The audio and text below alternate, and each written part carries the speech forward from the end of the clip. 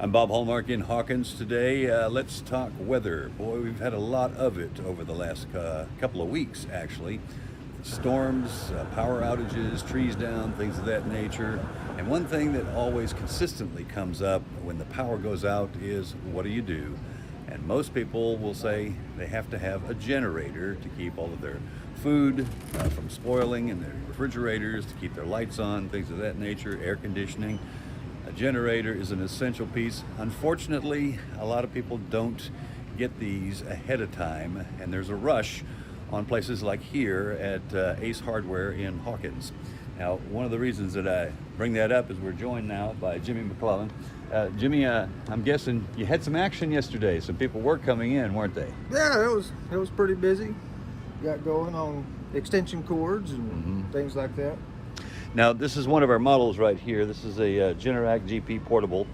Now, do you find that people are reactionary when it comes to weather, and they'll maybe come in at the last minute to buy one of these things? Generally, when the power's already out is when they come in. Okay.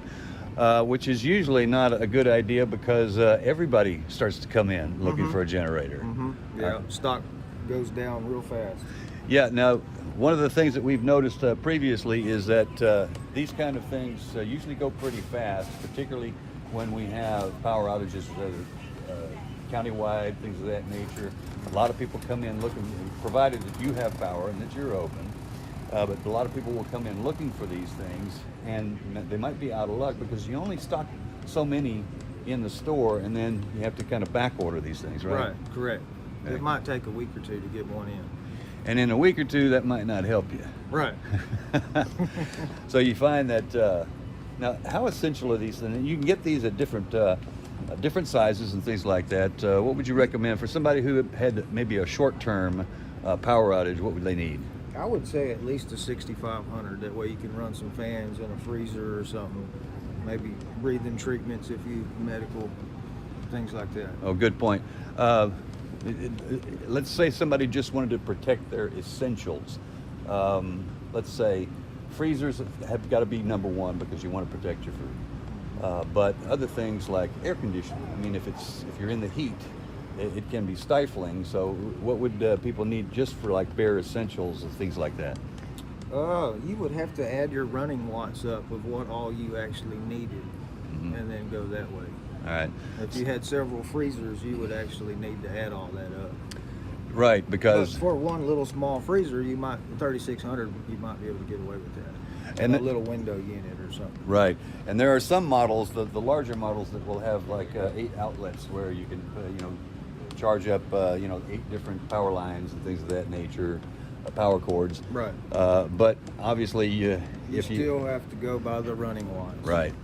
So you'd have to know exactly how much power you would need compared to how much one of these would put out. Right. Okay.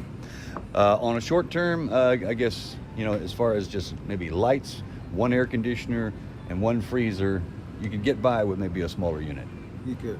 If you had to. If you had to. Okay. But you wouldn't recommend that over a long term. No. That would be bad on the engine. Right.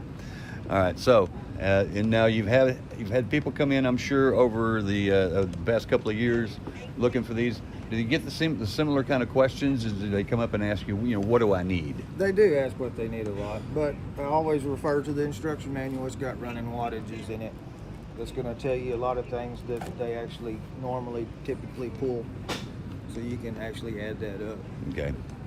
All right. So I guess the best advice here is, don't wait till the last minute. Yes, definitely don't. Okay. Thanks, Jimmy. I appreciate it.